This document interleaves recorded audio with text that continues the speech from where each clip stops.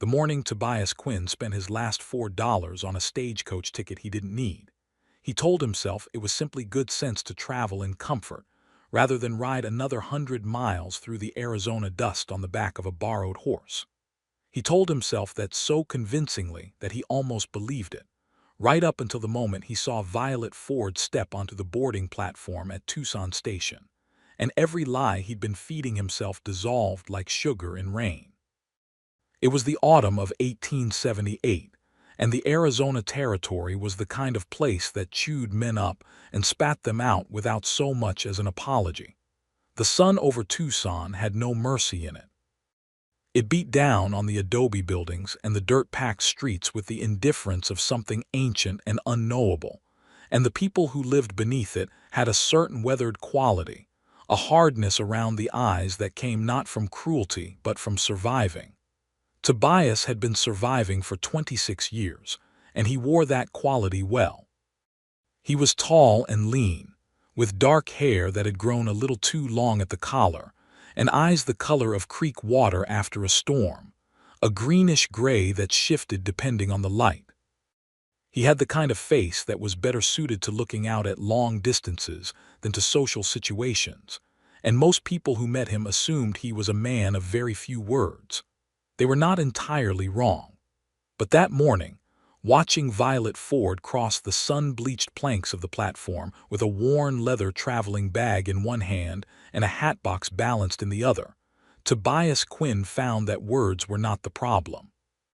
The problem was that there were too many of them pressing up behind his teeth, and not a single one of them was the right one to say to a woman he hadn't seen in 14 months. Violet Ford was 23 years old, and she had the kind of beauty that didn't announce itself immediately. It crept up on you. She was not the flashy sort of pretty that men hollered about outside saloons. She was something quieter and more lasting than that.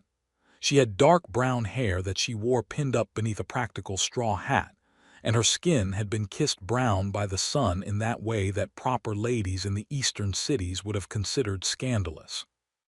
Her eyes were the deep, warm amber of good whiskey held up to firelight, and they missed absolutely nothing. She had a way of looking at things, at people, that made you feel as though she were reading the fine print of you, the parts you'd never meant anyone to see.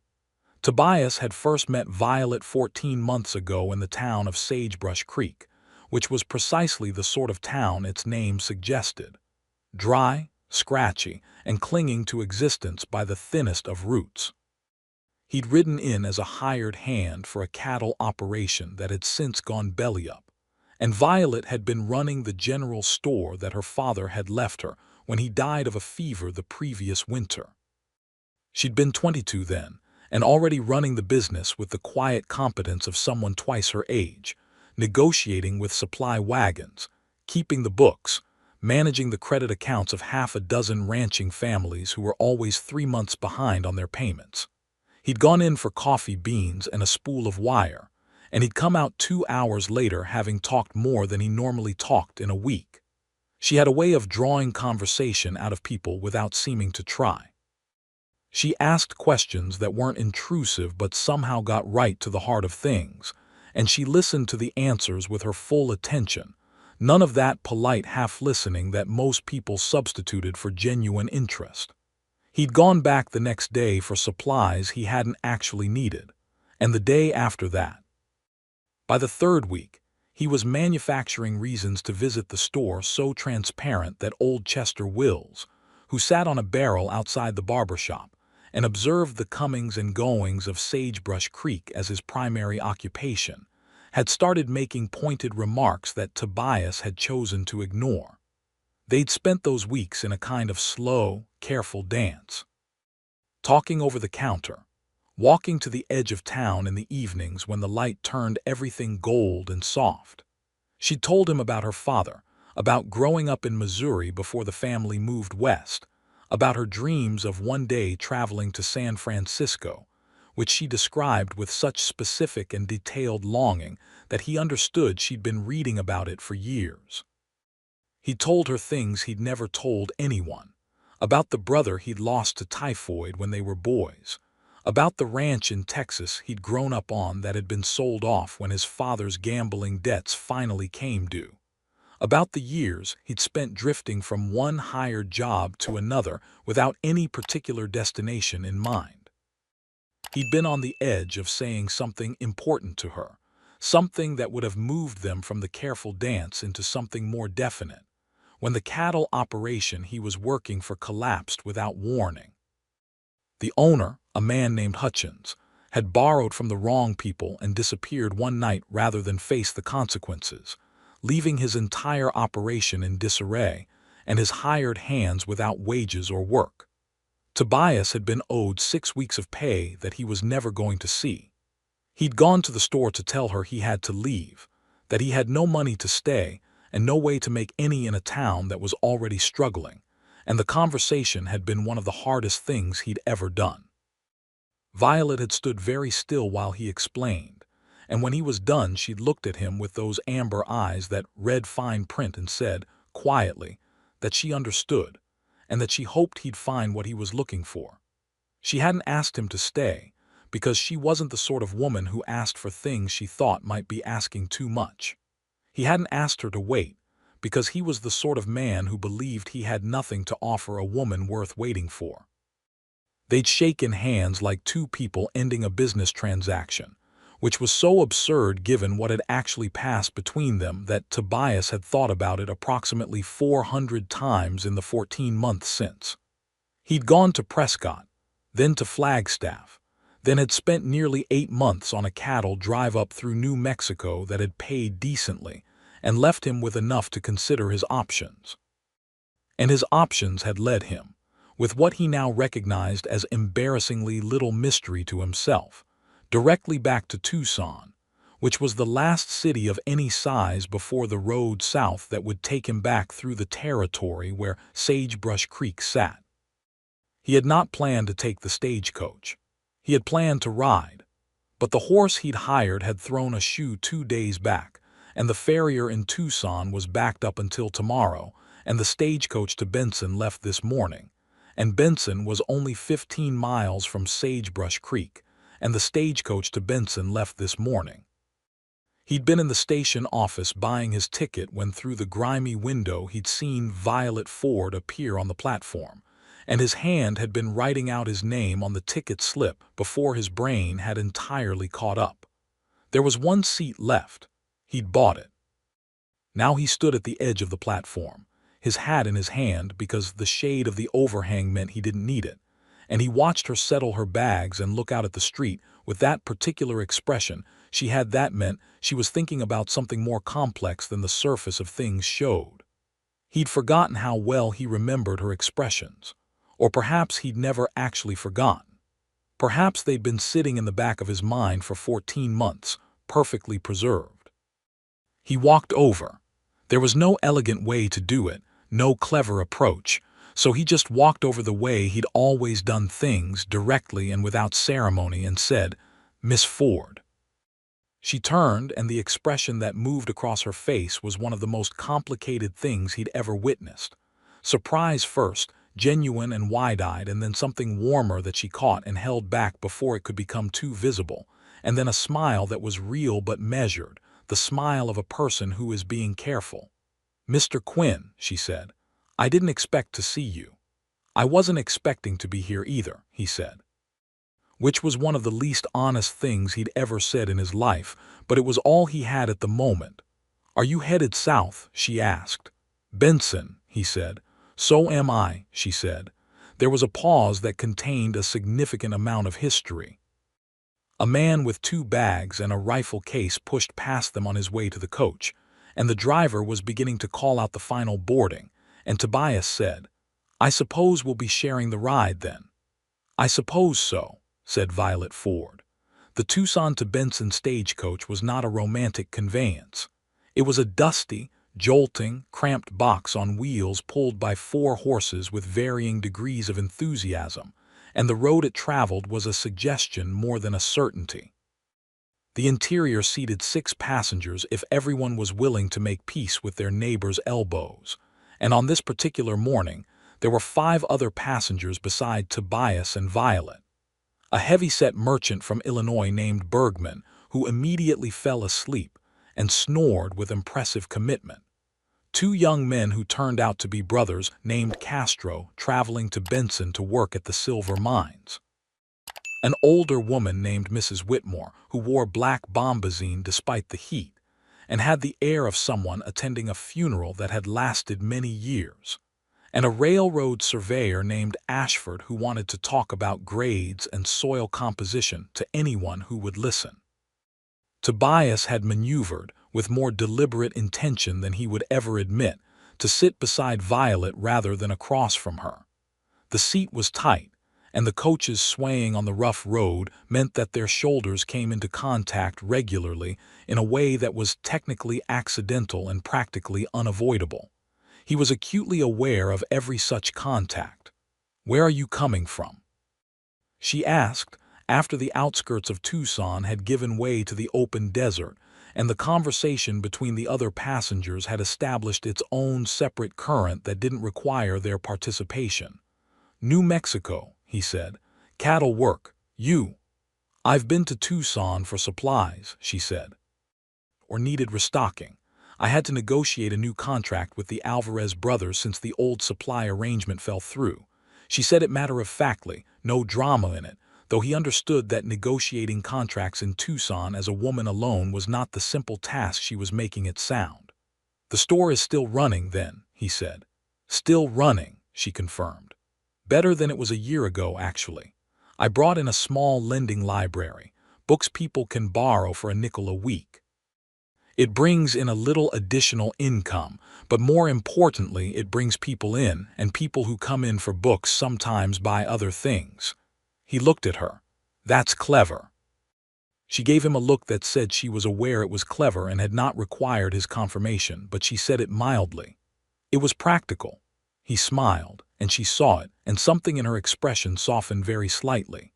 They hit a rut in the road that threw most of the passengers sideways, and Mrs. Whitmore made a sound of deep personal offense, and the brothers Castro laughed and apologized simultaneously, and the moment passed into the general noise of the coach. But they kept talking. They talked the way they'd talked in Sagebrush Creek, in that easy, rolling way that didn't require effort. The conversation moving through topics like a river finding its natural course. She told him about a hard winter the territory had seen, about the difficulties that had come with it, about a family named Hargrove who'd lost most of their cattle to cold, and had relied on the store's credit for 3 months to get through. He told her about the cattle drive, about the vast flat emptiness of the Llano Estacado, about a thunderstorm they'd ridden through in eastern New Mexico that had been so spectacular it had stopped every man in the outfit cold just to watch. "I've never seen open country like that," she said. "Missouri was all trees and hills. Out here it's the opposite, more sky than you know what to do with." "Do you miss Missouri?" he asked. She considered this with the seriousness she gave to actual questions. "I miss the green," she said, "and I miss my mother who is still there, but I don't miss the smallness of it, of knowing everyone's opinion of you before you'd even formed one of yourself." She paused. "Out here there's room to be something that hasn't been decided yet." He understood that precisely and completely, because it was the same thing that had brought him west and kept him moving, the sense that in the openness of the territory a man was not yet fixed into a predetermined shape. He nodded, and she saw that he understood, and the look that passed between them was the kind that doesn't require words. The trouble started around midday. They were 2/3 of the way to Benson, rolling through a narrow passage between two rocky outcroppings that the locals called the Cut, when the coach slowed abruptly and then stopped. Tobias heard the driver exchange sharp words with someone outside, and the merchant Bergman woke from his snoring and looked around with the blinking confusion of the suddenly roused. "What is it?" asked Ashford the surveyor, leaning toward the window. Tobias was already looking. There were 3 men on horseback blocking the road ahead, and they were not men anyone would mistake for innocent travelers. They had the particular arrangement of hats and bandanas, and casual, confident posture of men who had done this before and expected it to go the same way it had gone before. "Road agents," Tobias said quietly. The word went through the coach like a cold draft. Mrs. Whitmore pressed her lips together so tightly they disappeared. The brothers Castro went very still. Violet, to her credit, did not make a sound, but Tobias felt her hand find the edge of the seat beside her, gripping it. Tobias had a Colt revolver on his hip, which he wore as a matter of routine rather than any particular expectation of trouble, and there was a Winchester rifle in the luggage rack above. He did a quick calculation that he suspected most men in his situation were making. 3 of them, one of him, a driver and a guard on top of the coach with probably a shotgun between them. The road agents likely knew there was a guard. They were positioned well. Taking this particular action would be a fool's errand that would get people hurt. He made a decision and leaned toward Violet. "If they start moving through the coach," he said, very low, "I want you to be looking at the floor." "Why?" she asked, equally low. "Because men like that make worse decisions when they think a woman is watching them," he said. She absorbed this. "That's a very specific piece of knowledge." "I've had a specific kind of experience," he said simply. What followed was tense and unpleasant, and ultimately, not as bad as it could have been. The men outside demanded the strongbox that the stage was carrying, which was the point of the whole exercise rather than robbing passengers, and after some shouting and a warning shot that made Mrs. Whitmore let out a sound like a stepped-on cat, the strongbox was handed over and the men rode off with it. The guard on top had a graze along his forearm from the warning shot that was angry-looking but not serious, and the driver bandaged it with a strip of cloth from somewhere, and they were moving again within 20 minutes. It was unpleasant and frightening and relatively brief, and in the aftermath of it, Violet Ford unclenched her hand from the seat and said, with perfect composure that Tobias suspected cost her something, "Well, that was educational." He looked at her. "Are you all right?" "I am," she said, and then after a pause, "Thank you for the advice about looking at the floor. I did as you said." "I noticed," he said. Something in the way he said it made her look at him more carefully, and he looked back at her. And for just a moment neither of them was being careful or measured. He saw it in her eyes, that warmth she'd been managing since the platform, and he was sure she could see something equivalent in him. Then Bergman announced loudly that he had a flask and did anyone want a drink because by God he needed one, and the Castro brothers said yes enthusiastically, and the moment folded itself back up and was set aside, but it was not gone. It was simply waiting. They arrived in Benson in the late afternoon, the sun dropping low and orange over the San Pedro River Valley, turning the landscape into something almost unbearably beautiful. Benson was a growing town, busier than Sagebrush Creek, with the railroad survey activity bringing a constant influx of workers and engineers, and the businesses that followed them. The stage station was on the main street, and the passengers unfolded themselves from the coach with the careful movements of people who have been rattled around for several hours. Tobias helped Violet with her bags, handing them down from the luggage rack, and she accepted the help without the particular bristling that some women adopted in those years as a way of proving they needed nothing from anyone. She'd always been like that, he remembered. Knowing when to accept help was its own kind of practical intelligence. "I'll need to find lodging for the night," she said, looking down the street. "I'll ride back to Sagebrush Creek in the morning. Is there a decent boarding house here?" "Mrs. Calderon's on the next block," he said. He'd been in Benson once before, briefly. "She keeps a clean house and she's a fair cook." Violet gave him a look that he recognized as her reading fine print expression. "You seem to know Benson." "I passed through once." "I have a decent memory for practical details." He paused. "I was planning to ride to Sagebrush Creek in the morning as well. If you're agreeable, we could ride together. The road's straightforward, but it's better not to travel it alone." She was quiet for a moment, not hesitating exactly but thinking. "Is that where you're headed, Sagebrush Creek?" He met her eyes squarely. 14 months of half-honesty was enough. "Yes." "For work?" she asked. The question was very careful, Partly, he said. I heard Calloway's ranch is looking for hands. This was true. He had heard this. It was not, however, the primary reason. She held his gaze for another moment, and he had the sense that she was deciding something. Then she said, "All right, Mrs. Calderon's, you said." "Next block," he confirmed. She nodded, picked up her bag, and walked down the street. He watched her go, and then he picked up his own gear and followed, at a decent distance. Mrs. Calderon's was a long, low adobe building with a courtyard in the middle, and a kitchen that smelled gloriously of chili and roasted corn.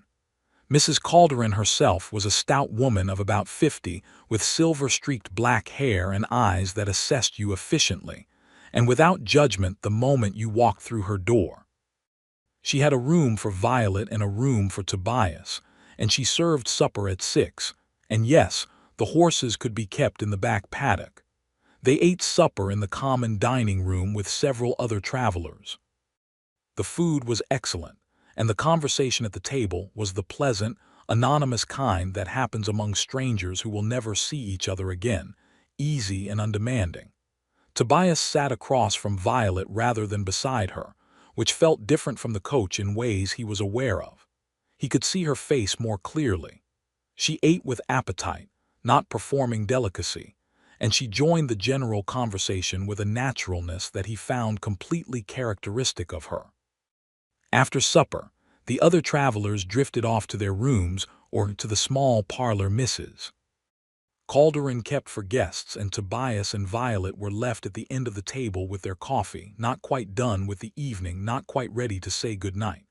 "I should apologize," he said. She looked up from her coffee. "For what?" "For leaving the way I did," he said. "Last year. I know circumstances required it, but the circumstances were partly of my own making, and I've thought about it since." She was quiet for a moment. In the kitchen, Mrs. Calderon was humming something, and the sound of washing up came through the door. "You left because you had no work and no money," Violet said. "That seems like a reasonable cause for leaving." "It was a reasonable cause," he agreed. "It wasn't the whole of it. I also left because I was afraid." She looked at him steadily. The lamplight made her eyes very warm. "Afraid of what?" "Of asking you something that I had no right to ask," he said, "when I had nothing to offer you." The silence between them was not uncomfortable. It was the kind of silence that has a great deal going on inside it. A moth circled the lamp. Outside, somewhere down the street, a fiddle was playing, something slow and a little mournful. "You could have asked," she said finally. "I would have answered honestly." "I know," he said. "That's part of what frightened me." He turned his coffee cup in his hands. "The other part was that I didn't think a woman who had built something real, a business, a life, a place that was hers, should be asked to consider a man who had built nothing." Violet set her cup down with a precise, deliberate movement. "Tobias," she said, and it was the first time she'd used his given name since he'd arrived at that platform, and it landed on him like the first note of a song he'd been waiting to hear. "That is quite possibly the most backwards logic I've ever encountered from an otherwise sensible person." He blinked. "How so?" "Because the quality of what a person has built is not measured in property," she said. "I've known men who owned 1,000 acres and were worth nothing whatsoever, and I've known men who owned nothing but their character and were worth more than all of it." She looked at him directly. "I think you know which category you fall into." He looked at her for a long moment. The fiddle down the street played something slightly less mournful. "You're saying I underestimated myself." "I'm saying," she said with precision, "that you made an argument on my behalf without asking me, which is something I generally don't appreciate." "That's fair," he said. "It is," she agreed, but she was almost smiling. He leaned forward slightly. "Then let me ask now, since I didn't ask then. Is there anything here between us that I'm not inventing?" She held his gaze with the level, unhurried consideration that was entirely her. "No," she said. "You're not inventing it." He breathed out slowly. It felt like setting down something he'd been carrying for 14 months. "All right," he said. "Then I'd like, if you're willing, to stop being afraid of it." The smile broke through fully then, and it was not the careful, measured smile from the platform. It was the real one, unguarded, and it transformed her face into something that he was quite sure he had thought about nearly every day since he'd last seen it. "I think," she said, "that I am willing." They rode out of Benson the next morning with the sun still low, and the desert air cool enough to be a kindness after the previous day's heat. Tobias had borrowed a horse from Mrs. Calderon's paddock for the price of $1 and the promise to return it within a week, and Violet rode her own horse, a compact and sensible bay mare named Clara that she handled with the easy competence of someone who had been riding since childhood. The road to Sagebrush Creek was 15 miles of mostly flat ground with 2 dry creek crossings, and a stretch through some low hills where juniper and piñon grew, and the air smelled like something clean and ancient. They rode at a comfortable pace and talked, and the talking had a new quality to it now, lighter somehow, with less of the careful management they'd both been practicing, as if the conversation from the night before had removed a door they'd both been pressing their backs against. He told her about his plans, which were not elaborate but were real. He wanted to work for Calloway's operation for the season, save what he could, and begin the process of thinking about something more permanent. He was vague about what that permanent thing looked like, deliberately, because he did not want to presume. But she listened with that full attention of hers, and she asked about the particulars of Calloway's ranch, about the land near Sagebrush Creek, about what he thought of the territory's future now that the railroad was coming. She told him about the changes in Sagebrush Creek over the past year. The town had grown slightly, 2 new families having arrived to try their luck at small farming along the creek bottom. The saloon had changed hands twice, and was currently being run by a man named Donahue who was, by general agreement, an improvement on his predecessors. And old Chester Wills had finally stopped sitting on his barrel outside the barber shop, not because he'd retired from observation but because he'd moved inside, having found that the summer heat at his age was not worth the commentary. "He asked about you," she said. "Chester. He asked if I'd had word from the man who used to come into the store every day to buy things he clearly didn't need." Tobias felt the warmth in his face. "He said that." "He said quite a bit more than that," she said pleasantly. "Chester has opinions on most things. What did you tell him?" She looked at him sideways from under her hat brim, and there was a gleam in those amber eyes that he remembered and had sorely missed. "I told him I hadn't heard, which was true at the time. And now I suspect Chester will need to update his opinions," she said. The hills gave way back to open ground, and the town of Sagebrush Creek appeared in the middle distance, a modest scattering of buildings along the creek bed, the water bright and thin in the morning light. He felt, looking at it, something unexpected, the pull of familiarity, of a place that had taken on a meaning beyond its actual physical qualities, which were not particularly impressive. It was the meaning he'd given it. The meaning of where she was. The town greeted them with its ordinary morning business. A dog barked at the horses. 2 women in front of the dry goods building exchanged what appeared to be significant news. A boy of about 10 ran across the street for no apparent reason.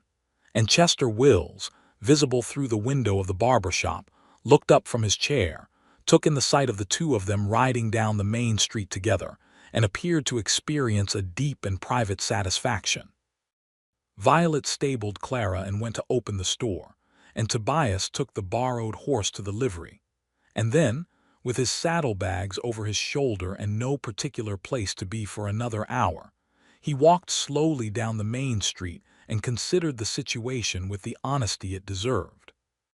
He was 26 years old, had $4 and some change in his pocket, and was in a small desert town in the Arizona Territory for the explicit purpose of being near a woman he'd been thinking about for 14 months. He had a lead on a job that might or might not materialize. He had no property, no significant savings, and no plan beyond the next immediate step. He also had, as of last night, the acknowledgement from Violet Ford that what was between them was not invented, which felt, at this particular moment in the Arizona morning, like a fortune. He found a room at the Sagebrush Creek Hotel, which was a generous name for a two-story building with 8 rooms and a tendency to let the heat in, and he went a call on Calloway's ranch that afternoon. The ranch was 3 miles from town, a working cattle operation of several thousand acres that was doing well by the standards of the territory. Calloway himself was a broad, red-faced man of about 50 who assessed Tobias in the way that ranchers assessed men who came looking for work, quickly and without sentiment, looking at hands and eyes and the way a man stood. He asked about experience, and Tobias told him about the New Mexico drive and the years before it, giving the facts plainly. Calloway asked if he could stay through the spring roundup. Tobias said he could. They agreed on wages that were honest without being generous, which was the way most such agreements went, and Tobias had work starting Monday. He went back to town and went to the store, because there was no good reason not to, and because the store was where Violet was, and that was the magnetic north of him now. The store smelled like coffee and sawdust and paper, and the late afternoon light came through the single large window in a long golden bar that lay across the wooden floor and the edge of the counter. Violet was behind the counter logging entries in the accounts book when he came in, and she looked up, and the quiet pleasure in her expression when she saw him was something he intended to keep looking at for as long as he was permitted to do so. "You got the position?" she asked, reading something in his face. "Starting Monday," he said. "Good wages, fair work. Calloway is a decent man," she said. "He treats his hands well from what I've heard. That's what I found. He came to lean against the counter in the way he'd done 14 months ago, the pose so comfortable and familiar that it settled around him like an old coat. I'll need to find better lodging than the hotel for a longer stay. Do you know anyone in town who takes boarders? Mrs. Greenway on 2nd Street takes 2 or 3, she said. She's quiet and her cooking is plain but good. I'd recommend her over the hotel. I'll go see her this evening." He paused.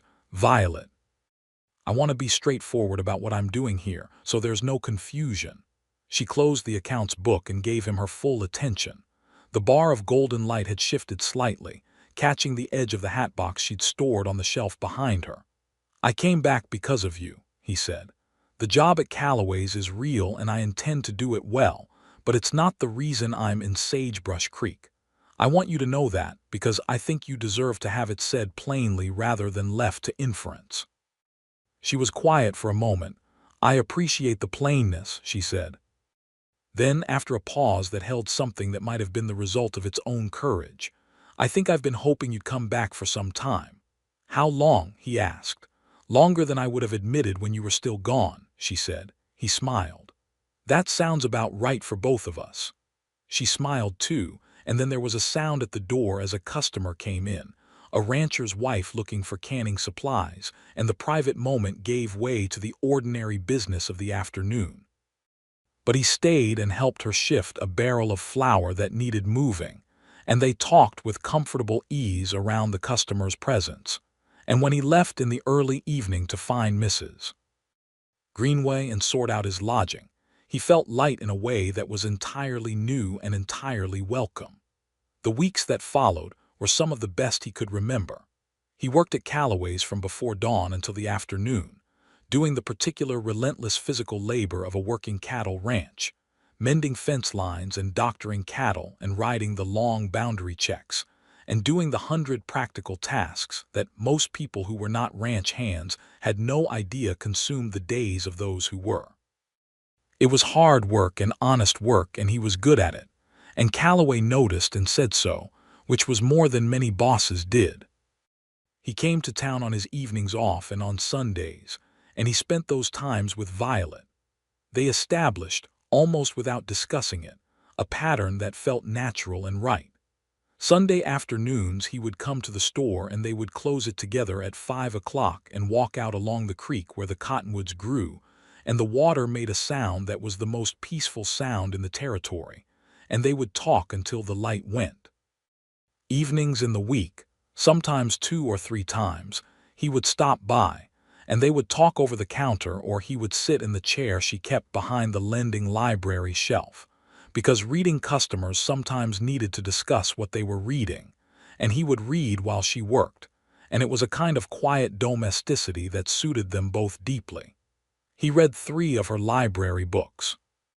She asked him about each of them with that genuine interested attention of hers, and the conversations that came out of those discussions were some of the best they'd had, ranging across history and human nature, and the particular questions that books tend to raise when you take them seriously.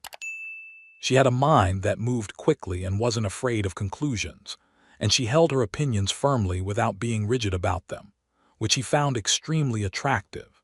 He took her to supper at the town's one decent restaurant one Saturday evening, which constituted the most formal occasion their relationship had yet seen, and he wore the cleanest shirt he owned, and she wore a blue dress that he had not seen before, and that did very specific things to his capacity for coherent thought. Old Chester Wills, who had apparently made an exception to his indoor policy for the evening and was seated on a bench outside, gave Tobias a long, significant look as they walked past, and Tobias tipped his hat to him in acknowledgment of his victory. At supper they talked about San Francisco, because she'd mentioned it again, the long-held dream of it, and he asked her to describe it.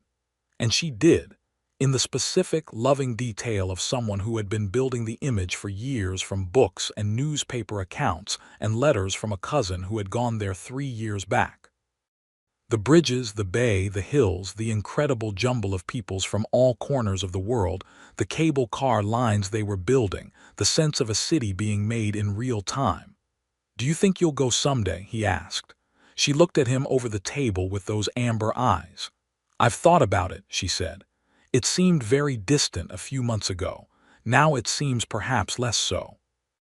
He understood what she was saying with precision, and it set something in his chest to moving that he was careful not to let show too visibly, because they were in a restaurant, and Chester was probably watching through the window. He waited until they were walking back from the restaurant, in the cool of the evening with the stars coming out over the desert in their extravagant abundance, before he said the thing that had been building in him for weeks. He stopped walking. She stopped too, because she felt the change and looked at him. "I don't want to make the same mistake twice," he said.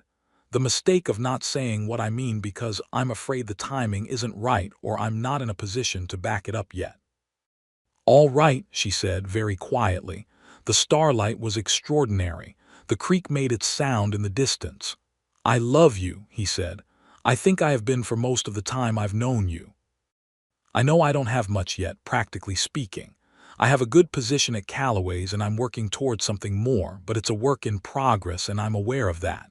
But I didn't want to wait until it was perfectly arranged before saying what's true right now." She looked at him for a long moment, and when she spoke her voice was steady and warm and entirely certain. "I love you too," she said.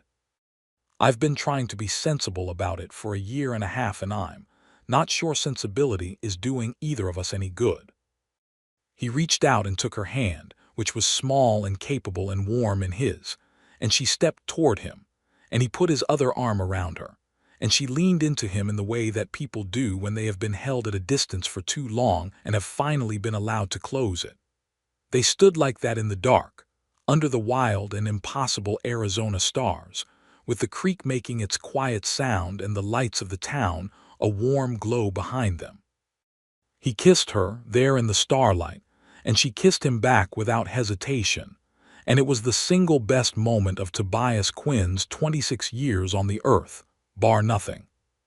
Chester Wills, who had absolutely been watching from the restaurant window and had not remotely tried to pretend otherwise, was heard to say the next morning to anyone who would listen that it was about time, and he'd seen it coming from the start, and no one disputed him.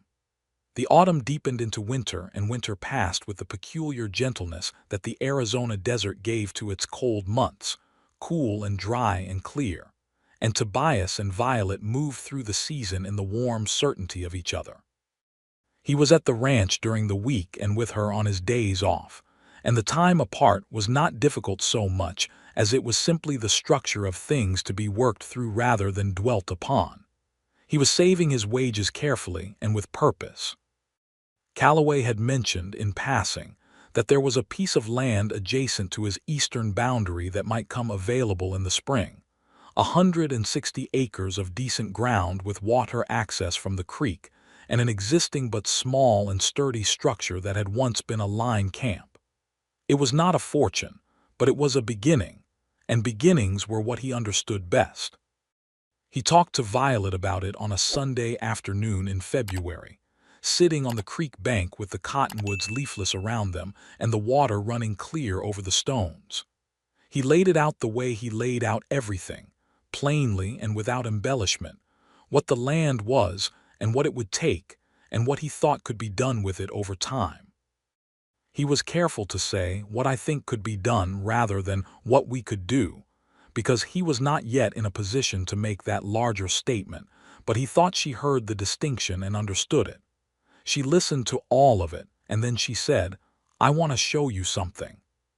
She had brought in the canvas satchel she carried, a ledger book which surprised him. She opened it to a specific page and handed it to him. It was a savings account meticulously kept, accumulated over 2.5 years of running the store. The amount was not enormous, but it was substantial, more than he had expected, more than most people in the territory could claim. "My father always said to keep a reserve," she said. "He said that security was the difference between choices and no choices.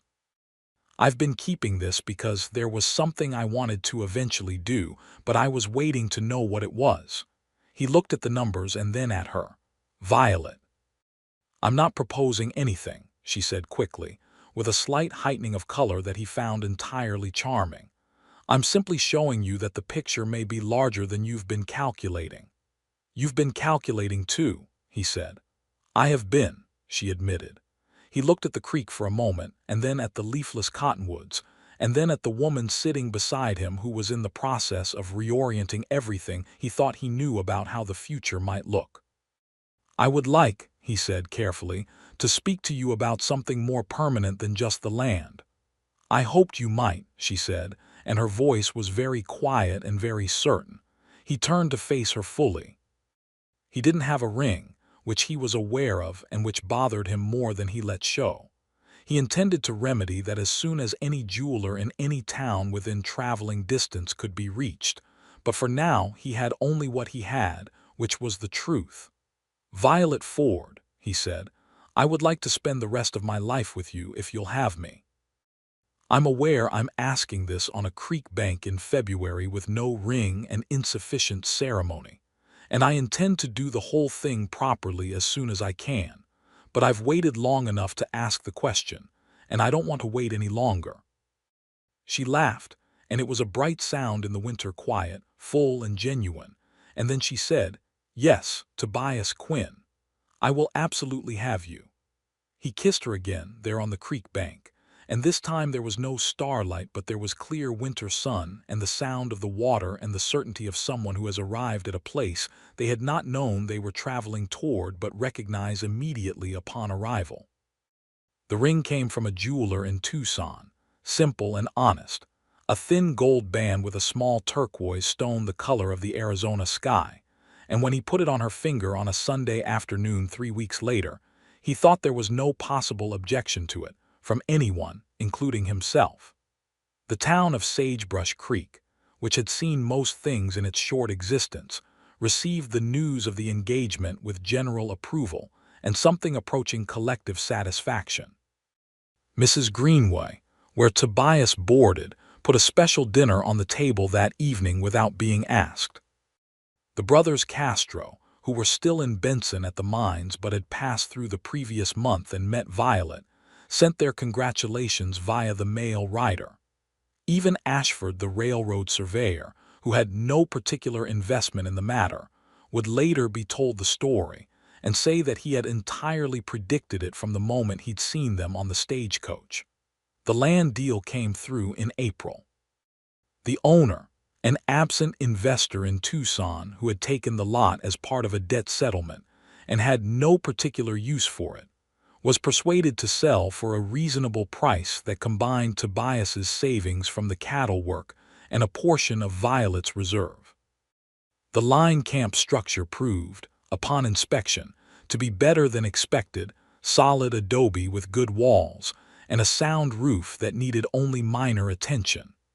There were 160 acres of decent ground with the creek cutting across the northeast corner, and the creek meant water, and water in the Arizona territory was as close to wealth as land could come.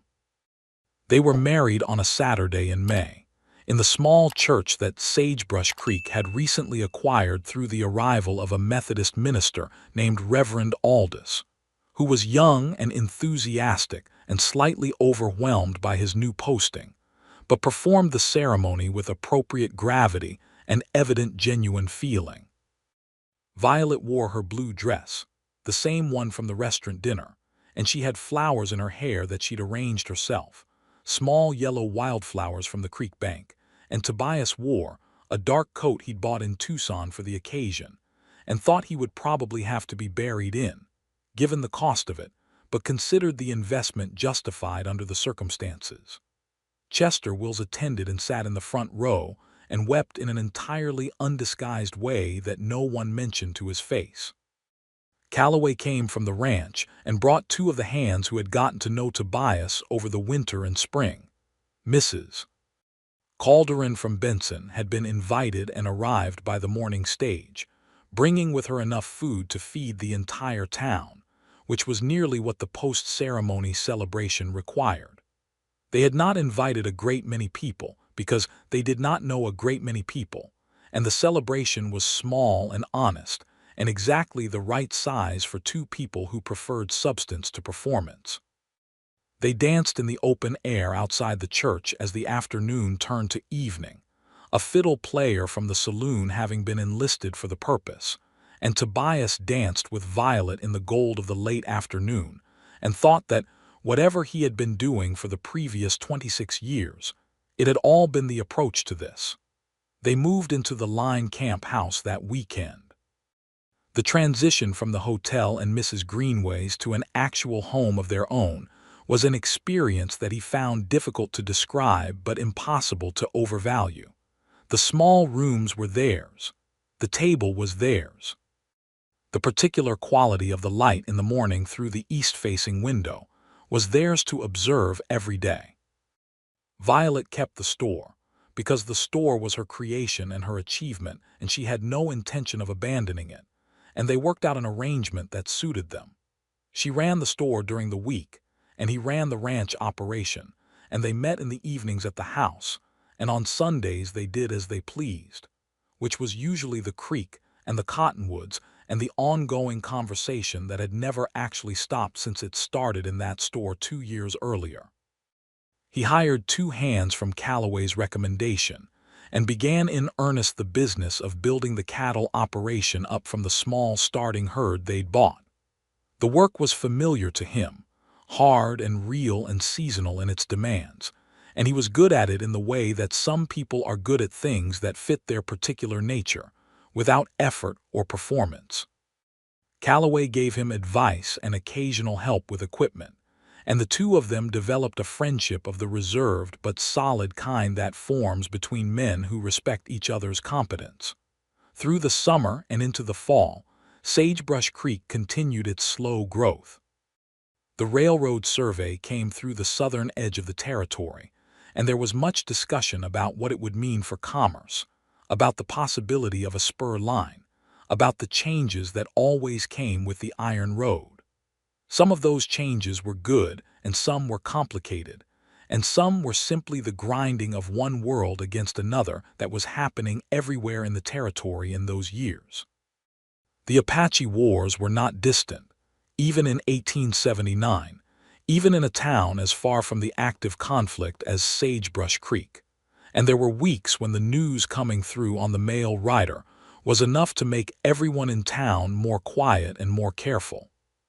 Tobias had his opinions about the injustice of what was being done to people who had lived in the territory for generations, opinions formed not from politics, but from seeing with his own eyes the effects of it in his travels, and he and Violet discussed it on the creek bank with the seriousness it deserved.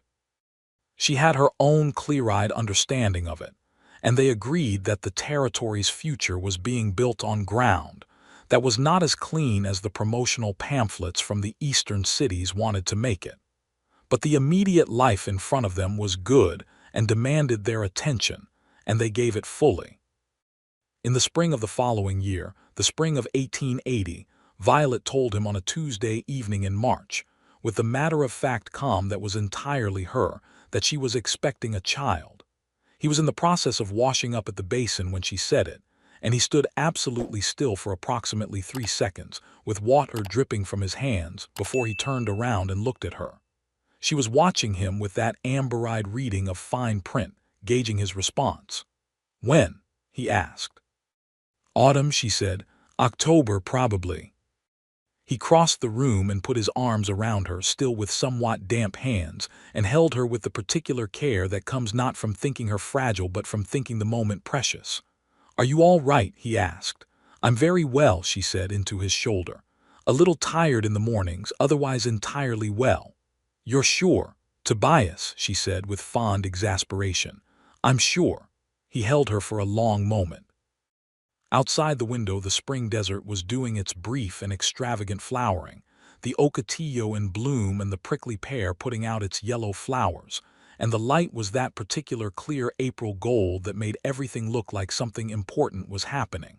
Something important was, in fact, happening. "I'll send a letter to your mother," he said. "I've already written it," she said. "I mailed it yesterday."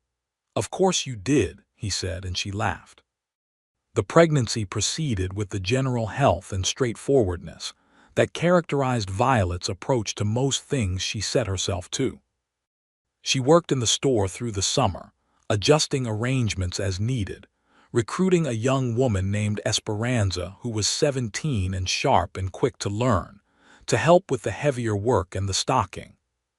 She was not a woman who sat down when standing was possible or rested when there was something to be done, and he tried not to hover, because hovering was not something she appreciated, and he was mostly successful at this, except for certain evenings when the day had been long and she looked tired, and he would suggest, with studied casualness, that the accounts could probably wait until morning.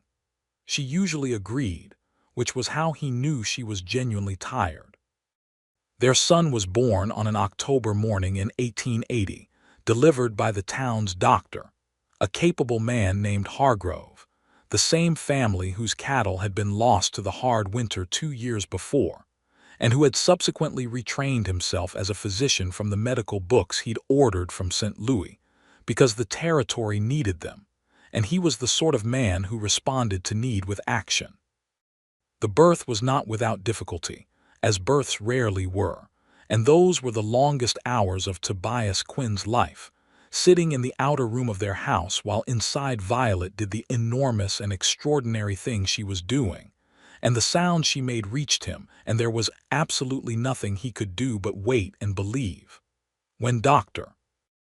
Hargrove opened the door and said that Violet and the baby were both well, Tobias Quinn, who had ridden through thunderstorms on the Llano Estacado and faced road agents in a mountain pass, and done the hard work of the territory for years without showing much of the interior of himself, sat down in his chair and covered his face with his hands, and was not presentable for approximately 2 minutes. The boy was named James William Quinn, James for Tobias's lost brother and William for Violet's father, and he arrived in the world with considerable opinions about his circumstances, which he expressed loudly and at length. He had dark hair that was clearly from his father and amberish eyes that leaned toward his mother, and he was, in Tobias's careful assessment, the most remarkable person he had ever encountered, which he understood to be an assessment made by every father and was still entirely true. Violet's mother, Margaret Ford, made the journey from Missouri in November to meet her grandson, and she was a small, sharp-eyed woman who had clearly produced her daughter from the full fund of her own considerable intelligence and forthright character. She stayed for 6 weeks, which was longer than originally planned, and during that time she reorganized Violet's kitchen to an improved layout, had several conversations with Tobias that were effectively job interviews for the position of son-in-law, and gave her verdict on the Arizona territory as harsh but not without merit, which Tobias suspected was the warmest praise she gave to most things. She loved James with an extravagance that was in complete contrast to her general reserve about everything else, and when she left in December to return to Missouri, she held Tobias's hand with both of hers and said, "You take care of my daughter," in a tone that made clear this was a standing instruction rather than a one-time request. "Yes, ma'am," he said. "Always." She nodded as if that was the correct answer, which it was. The years settled into the good rhythms of a built life.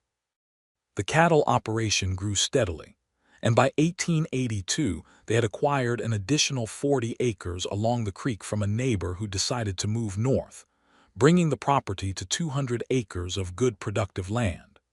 He hired a third hand and built a proper bunkhouse for the operation, solid adobe in the same style as the main house, which had by now been extended twice to accommodate the necessities of a growing household. The store continued to flourish under Violet's management, expanding the lending library to nearly 200 volumes and eventually adding a corner that carried a selection of the illustrated papers from back east, which proved enormously popular and which she refreshed every time the supply wagon came through. Esperanza had become indispensable to the operation and was being paid a real wage that reflected it, which was Violet's principle from the beginning. If someone's work was worth having, it was worth paying for properly. James Quinn, at 2 years old, was a determined explorer of every surface within his reach and several that were theoretically beyond it. At 3, he was asking questions about everything he observed with the relentless investigative interest of a person who has just discovered that the world contains information. His father taught him to ride on a patient old mare named Duchess when he was 4, and from the first moment James sat in the saddle, he had the easy seat of someone born to it. In the winter of 1883, Violet told Tobias that James was going to have a sibling. She told him in the same matter-of-fact way she'd told him the first time, on an evening in the kitchen after supper while he was reviewing the accounts and she was mending a shirt, and he looked up from the ledger and saw the expression on her face that told him it was true even before she said the words. "September this time," she said. He got up from the table and came around to her and took her hands, which were holding the shirt and the needle, and he looked at her with all of what he felt showing very clearly in his face, because he'd learned over the years that she preferred him visible, that she'd always read him well and appreciated it when he allowed himself to be read. "Good," he said. "That's very good." She smiled at him with the unguarded smile, the full one, and it still did to him everything it had always done, had not diminished by 1 unit across the years. Their daughter arrived in September of 1883, as predicted, smaller than James had been, and with a quiet intensity to her observation of the world from the very first hours that suggested she was already planning something. She had Violet's amber eyes and Tobias's dark hair, and a particular set to her jaw that belonged to both of them. They named her Clara, for Violet's bay mare who had carried her faithfully across the territory, and who was still, at 12 years old, the most sensible animal in the paddock. James, who was 3 years old and had been briefed extensively on the concept of a sibling, received Clara with a serious and proprietary concern that made both his parents try not to laugh in his presence. He appointed himself her guardian with the gravity of someone undertaking an important commission, and this guardianship persisted, in various evolving forms, for the entirety of their childhoods. The years continued to give them the particular texture of a life that is full without being overwhelming, and difficult without being unmanageable. The cattle work had its hard seasons and its good ones. The store had years when the supply chains were disrupted, and years when everything flowed smoothly. The territory was changing around them, the railroad finally coming through in 1881 and changing the commerce of the entire region, bringing faster supply lines and faster news, and a whole new category of people passing through. Sagebrush Creek changed with the territory, growing from its small beginning to something that warranted 2 doctors now, and a school, and a proper post office, and eventually a small courthouse. The school was something Violet had advocated for aggressively, attending the town meetings and making the argument with the methodical clarity she brought to everything she believed in. And when it was built, she donated 20 books from the store's library to its shelves as its founding collection. Old Chester Wills, who had observed and commented upon the early stages of the Quinn courtship from his various posts around town, died peacefully in the winter of 1882 at the age of 78, and the town observed a day of general quiet that was understood by everyone who had lived there any length of time to be an acknowledgment that a certain quality of observation would be missed. Tobias and Violet attended the service, and Tobias said, quietly, in the pew, that the man deserved some credit for persistence, and Violet said, equally quietly, that she had always thought he would make a terrible poker player, which was not what he'd expected her to say, and which made him cover his mouth to keep the inappropriate laughter from escaping in church. And Violet's shoulders shook slightly in the way they did when she was doing the same thing. By 1885, James Quinn was 5 years old and attending the new school with the enthusiasm of someone who wanted to know everything that was in it. And Clara was 2 years old and had opinions about her shoes that she communicated with remarkable clarity for someone without much language yet.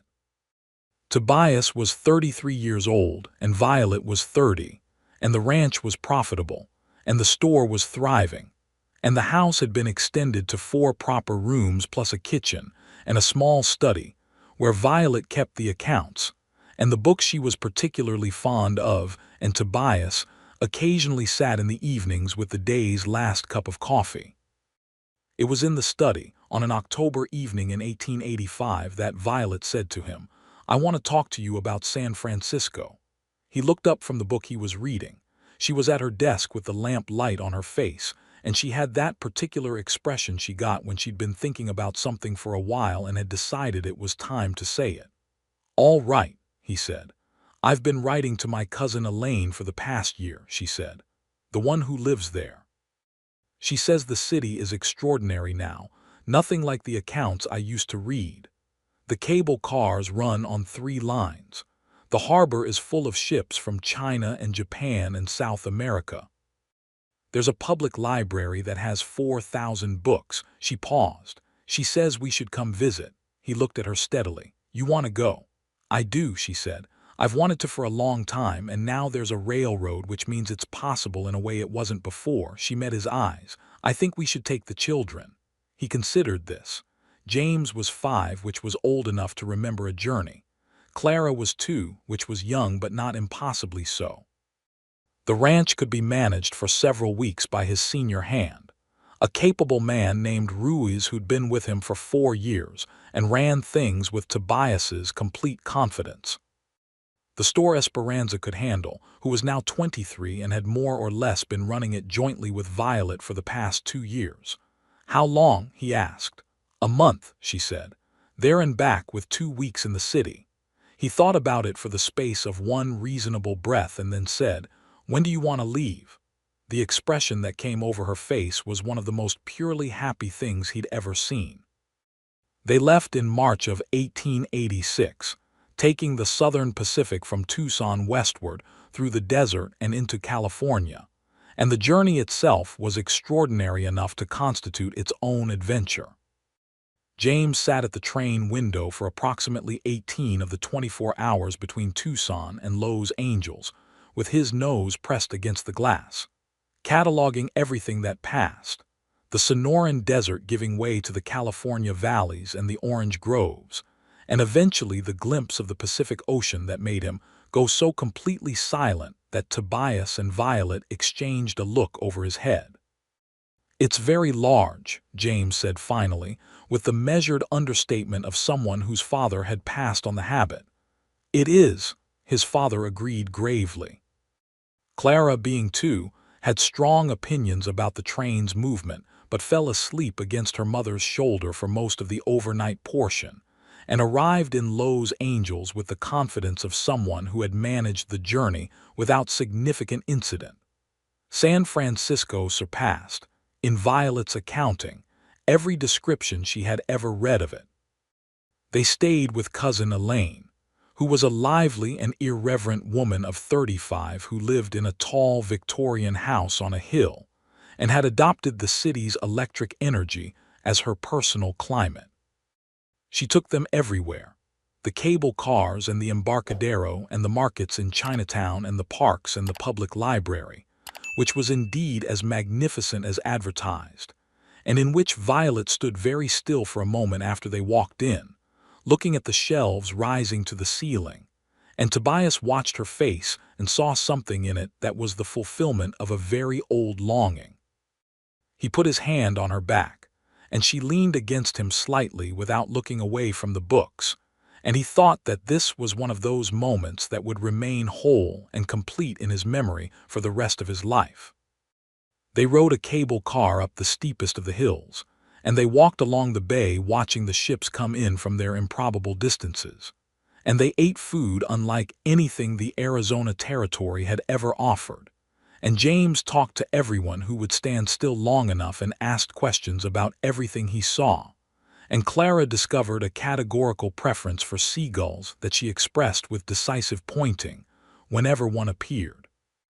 On their last evening in the city, Elaine insisted on a proper restaurant dinner on the waterfront, and they sat at a long table by the windows with the bay lights reflecting in the dark water, and Violet wore her blue dress, the same dress she'd worn to their first proper dinner in Sagebrush Creek, and to their wedding, let out slightly now at the waist to account for the years, but still the same deep color that he'd always thought suited her beyond all others.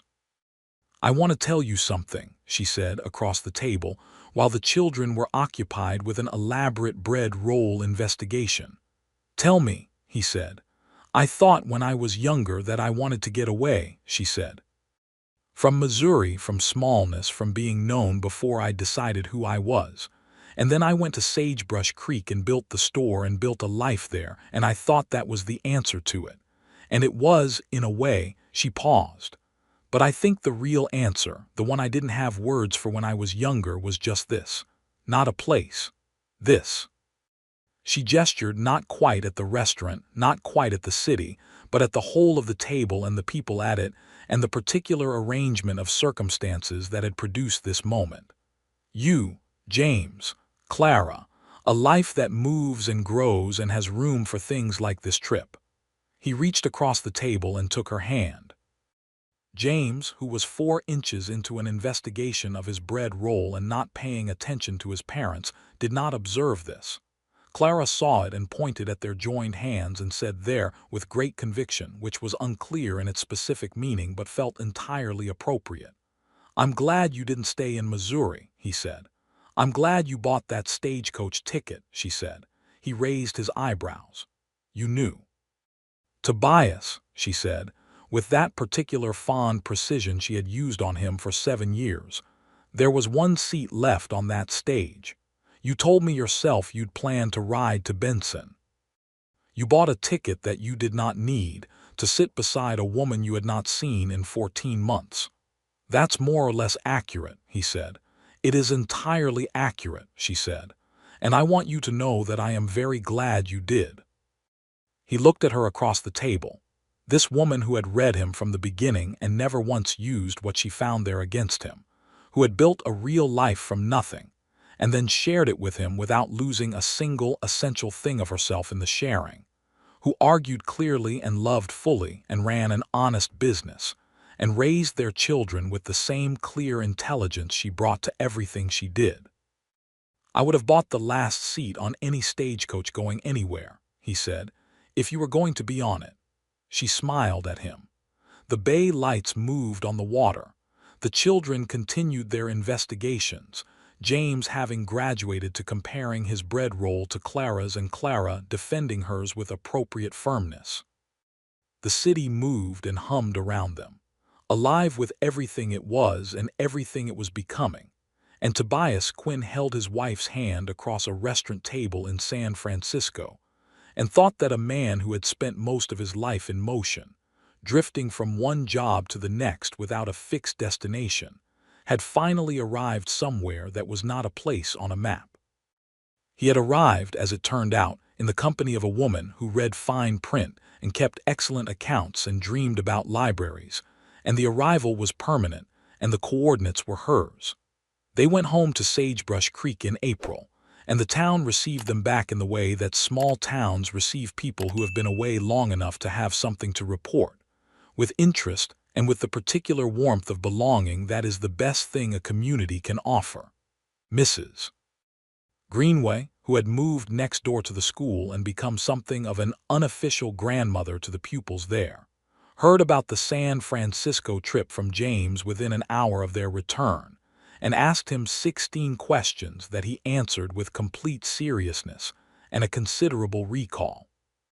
Esperanza had run the store so competently in Violet's absence that there was very little to catch up on, and Violet looked over the accounts and the records and told her plainly that she was raising her wage and offering her a formal partnership in the store, and Esperanza took this in with the quiet dignity of someone who had known for a while that it was earned and had simply been waiting for it to be named.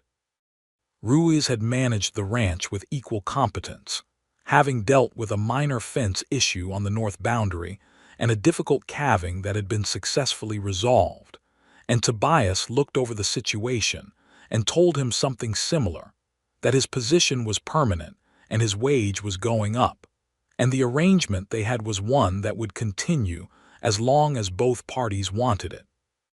The summer of 1886 was hot and dry in the way that Arizona summers invariably were, and the cattle work was hard, and the store was busy with the increased traffic the railroad was bringing through the territory, and James started his second year of school and developed a specific passion for arithmetic that seemed to come from nowhere, but was probably, in retrospect, from exactly the right combination of parents. Clara at 3 was becoming the kind of person she would evidently be for the rest of her life, observant, precise, and formidable. She had very clear ideas about how things should be and communicated them with an articulate efficiency that was somewhat startling in a 3-year-old. Tobias told Violet one evening that he was slightly afraid of their daughter, and Violet said she thought that was probably healthy, which he could not argue with. That winter, Violet's mother Margaret came again from Missouri, this time for a longer visit, having decided that the journey was worth making annually since she was getting older, and the grandchildren were getting older and time was the one resource that could not be replaced once spent.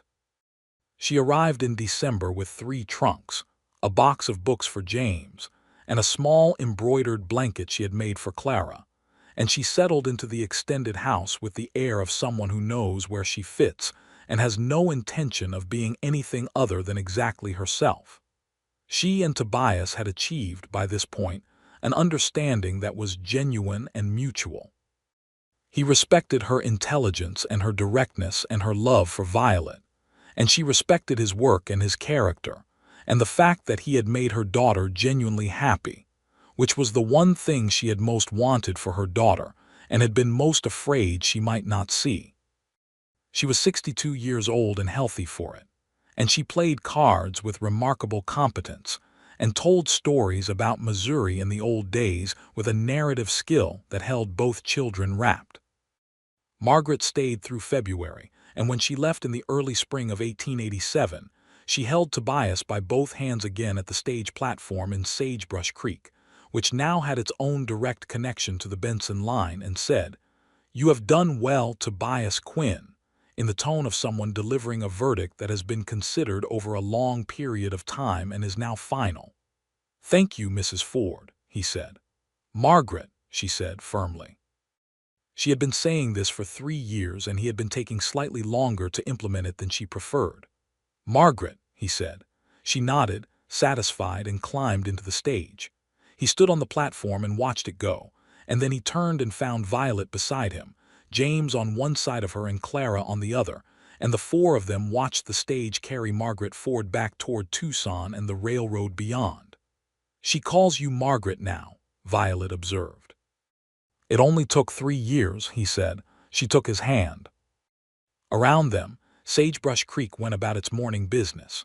A wagon being loaded outside the general store, 2 men discussing something in front of the new courthouse, the school bell ringing 2 blocks over to call in the morning students. The desert air was clean and cool, and the creek made its sound somewhere beyond the buildings, and the cottonwoods were coming back to their leaves with the early spring, that particular new green that appeared for only a few weeks before the summer turned everything else. Tobias Quinn stood in the morning of his 35th year on the earth and held his wife's hand and watched his town go about its life, and felt the particular quality of peace that comes not from the absence of difficulty, but from the presence of certainty. He was certain of her. He was certain of the children. He was certain of the work and the house and the 160+ acres that had been made into something real from a line camp and a borrowed future.